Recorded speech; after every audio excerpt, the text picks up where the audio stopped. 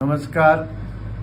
પાટણ અને બનાસકાંઠા લોકસભા વિસ્તારના તમામ સમાજના આગેવાનો, મતદાર ભાઈઓ બહેનો તથા ભારતીય જનતા પાર્ટીના સૌ કાર્યકર્તાઓ, શુભેચ્છકોને વિનંતી કરું છું કે તારીખ 1/5/2024ના રોજ બુધવારે બપોરે 2 કલાકે આપણા દેશનું નેતૃત્વ કરી રહેલા વડાપ્રધાન માન્ય શ્રી નરેન્દ્રભાઈ મોદી સાહેબ ડીસા એરપોર્ટ ખાતે પધારી રહ્યા છે, ત્યારે તેમને આવકારવા મોટી સંખ્યામાં આપ સૌને ઉપસ્થિત રહેવા માટે વિનંતી કરું છું.